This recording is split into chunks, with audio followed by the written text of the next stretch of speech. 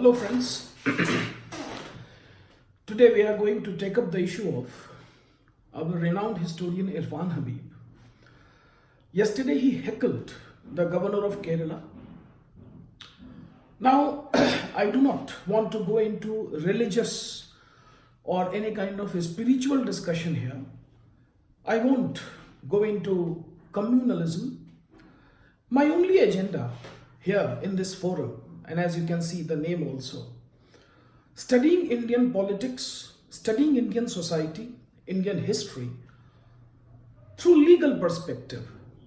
So my only agenda in this particular forum is to explore whatever is happening in politics, in education, in our society, in the universities also, from legal perspective, because my concept is constitutionalism, rule of law. Even Farid Zakaria has said that constitutionalism is the precedent which facilitates the coming of democracy. There can't be democracy unless and until it is preceded by constitutionalism. And what is constitutionalism? Farid Zakaria says again that constitutionalism, the most important ingredient is rule of law. And therefore, I follow my laws. And I want my fellow people here, my countrymen, to follow the laws. There are methods of protest. Unfortunately, Professor Irfan Habib, a renowned historian, a respectable historian, who has been guide, who has been a demagogue for several years, and he has guided people like me also. I have always respected him. But today in this forum, we must see what Professor Irfan Habib has done recently and what is his background. I won't go into minute details. I just want to show something that Professor Irfan Habib must also understand. Few days ago, he wrote an article in the Indian Express and he gave a speech in the University of Hyderabad, claiming that the colonial era has relapsed and there is suppression of freedom of speech. So he is an advocate of free speech. Now, a leftist cannot be advocate of free speech if he is really Marxist. And in fact, Amia Bagchi has called Irfan Habib in appreciation that Professor Irfan Habib is a living legend, a great Marxist historian. You can see his biography on the Wikipedia also. I have other sources also. And he has himself proclaimed on several occasions, I have heard him in AMU also, that Marxist historiography is the best historiography. So he is a Marxist historian. Now, in 1998, when he was leading the Indian History Congress, he passed a resolution against saffronization of Indian history. Now, partiality is something that we should all avoid. Yes, history should be given to us in its true form, without prejudices, without bias. So we will always oppose any history writer who infuses his own prejudices in history writing, because in this way he ends up distorting the history. He is basically selling his own propaganda. He is selling his own discourse. And therefore, quite often he creates myths also. Yes, facts plus myths, they become discourses for these historians. So Professor Irfan Habib, an honorable professor, heckled the governor of Kerala when he was giving his speech. He protested. Now protest is something that our constitution allows, but not by heckling the constitutional post holder. The governor of a state or the president of India, they hold constitutional positions. Now what happens if such people are assaulted, if such people are heckled? You may see this as a trivial matter, but I am seeing it from the legal perspective, that there is something wrong, something very, very wrong here that has happened. Such people should not do this, because if he is doing this, then all his students, the youngsters who idolize him, would also end up doing this. When he had himself said in the Indian Express and in the University of Hyderabad that he is a champion of free speech, then why didn't he allow the governor to give his own free speech? Why? Only because the governor was given his viewpoint which was not in accordance with the viewpoint of our leftists. If I am saying something that fits into their scheme, then it's okay. They will form an appreciation club. But if I am saying something which doesn't match their expectation, which doesn't fit into their scheme, their discourses, then they become intolerant. Whatever happened yesterday shows their intolerance. Now, the real question is, who is intolerant? Are the people of India? No. Not even Hindus, not even Muslims, not even Christians. None of us are intolerant here. These people have created the myth of intolerance. They have created a fear because they want to survive on this fear. Since they can't use their hard power, they don't have that. They don't have military, they don't have police. Otherwise, they would have used this also. They can't use hard power, so they have planted themselves into such academic institutions and they use their soft power to make our minds perverted, to distort the facts. On the one hand, he says that facts should not be distorted. But what has he done in his history books? He has distorted all the facts. He has added his own opinions. Wherever there were gaps, they did not present the gaps only. They filled those gaps with their own ideology. When he himself claimed that he is a Marxist historian, then what problem does he have if history is saffronized? If some people are trying to write history from Vedic perspective, if some people are trying to write history from subaltern perspective, from feminist perspective, then what is wrong if somebody is writing it from saffron perspective? Is it not right to equality again? Does it not come within right to profession of religion, right to profession of sect, right to profession of conscience? If some historians, if some people want to write history from their conscience, so if Irfan Habib is justified, then those people are also justified. How many types of historians have we seen? If you will explore yourself, you will find there are communist historians, Marxist historians, Leninist historians, subaltern historians, feminist historians. So if we have history from so many perspectives, then what is wrong if there is one more perspective? Or let there be a standard of history writing, present only facts, nothing else. That NCERT books are already doing. They are not presenting opinions and prejudices. Sumit Sarkar is a communist historian. D.D. Kaushambi, communist historian. Romila Thapar, communist historian. Ramchandra Guha, hasn't he distorted the facts in his most recent book?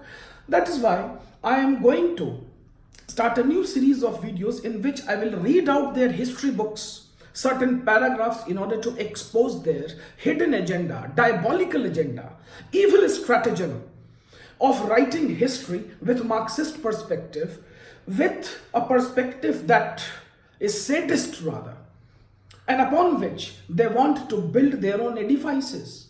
So what is this edifice that they want to build? They want to propagate their own fundamentalism. They want to propagate their own fundamentalism. In fact, professors like Irfan Habib or D.D. Kaushambi, they always wanted their own supremacy. And that is why they distorted history. Anyways, here I am going to discuss how Professor Irfan Habib has committed an offense.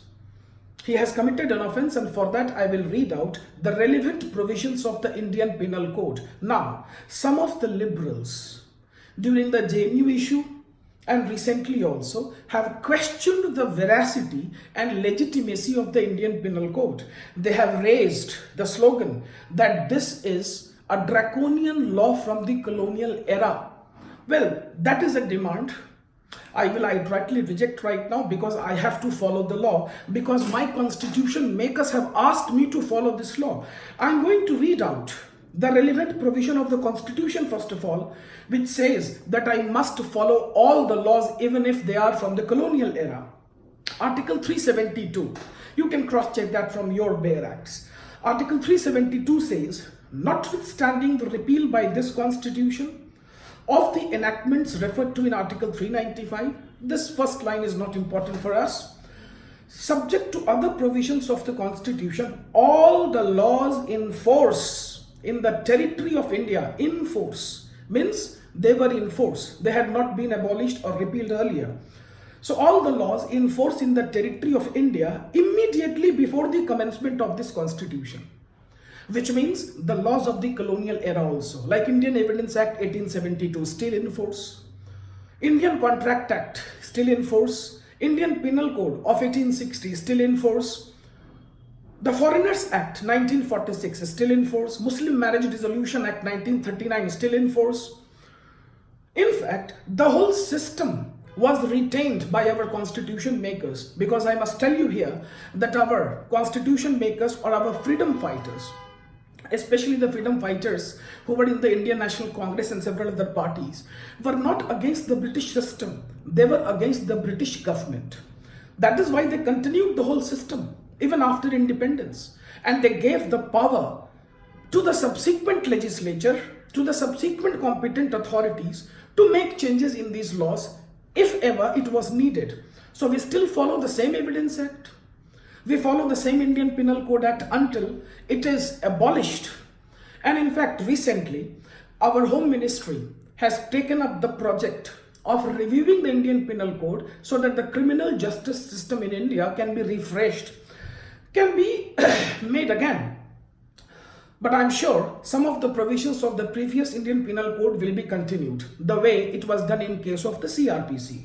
So Article 372 says that the laws in force in the territory of India before the commencement of the Constitution shall continue in force therein until altered or repealed or amended by a competent legislature or other competent authority. So until changed by the competent legislature. So I really don't take it otherwise. I don't mind if some of our liberals are demanding that the law should be changed or modified, and for that purpose if the government takes up a project or the Law Commission of India makes recommendations, nothing wrong in it, nothing wrong in it. But then as long as this is law, rule of law says we must follow it, because without following rule of law we are nowhere going in democracy ahead. We are rather challenging democracy. So what happened yesterday when the governor of Kerala was heckled? An offense was committed by the protesters, handful in number, but they committed an offense. Though I appeal that no FIR should be filed. I respect Professor Irfan Habib. So no FIR will be filed, and I request the government not to take any action, but let us see what offences he has committed. He has committed the offence of section 351 read with section 124 Indian Penal Code. Section 351 says, whoever makes any gesture, so gesture was made, he came onto the stage and tried to stop the governor from speaking further, plus he also said that the governor should not quote from Maulana Azad, rather he should quote from Nathuram Godse, as if he is the decision maker. He will decide whom the governor should quote, whom the governor should not quote. Maulana Azad was our freedom fighter. We respect him. He is one of the foundation stones of Indian education system. Who can forget his contribution? Who can forget the fact that he gave to us in his book India Means Freedom? So if our governor is quoting from Maulana Azad, do the protesters have the right to tell him that he should quote from Nathuram Godse and not from Azad? Is this the freedom of speech they had been demanding? These people are self-contradictory people. They contradict themselves.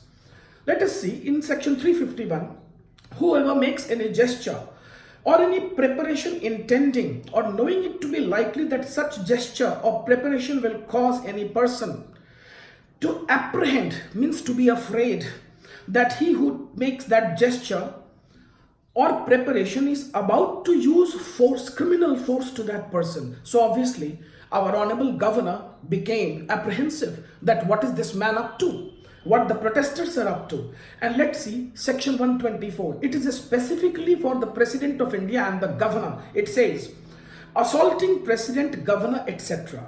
with intent to compel or restrain the exercise of any lawful power. So if the President of India or the governor is exercising his lawful power. So yes, he was exercising his lawful power. He had the right to freedom of speech, and he was defending the Citizenship Amendment Act. That is his point of view. That is his lookout.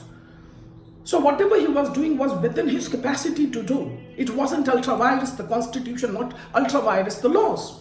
So in his lawful power, he was doing something. Whoever with the intention of whoever with the intention of compelling the President of India or Governor of a state to exercise or refrain from exercising in any manner any of the lawful powers of President or Governor, assault or wrongfully restrains or attempts also. So even if he did not assault really, he did an attempt by standing on the stage and almost coming to the governor with criminal force. Shows criminal force or attempts to overawe. Yes, he tried to attempt to overawe, to overpower. Overawe, such president or governor shall be punished with imprisonment of either description for a term which may extend to 7 years and shall also be liable to fine. 7 years. So assaulting president or governor invites the punishment of 7 years. Now it is up to you to decide whether Professor Irfan Habib is an offender under Indian Penal Code or not. Thanks a lot, dear friends. We will continue these video lectures. My next lecture will be on NRC, the constitutional perspective, and how the Supreme Court of India has talked about NRC and about Assam Accord, something that we should see from the perspective of our honorable judiciary. Thank you very much.